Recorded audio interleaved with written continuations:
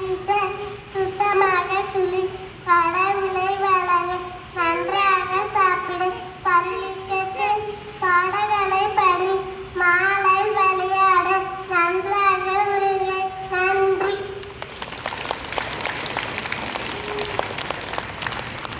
Good morning to all.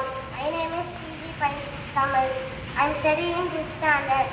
Today's proverb: education is the wealth that never fades. கல்வி அறியாத செல்வம். Thank you. Have a nice day. Good morning everyone. I am S.S. Vikas from today's start for the day.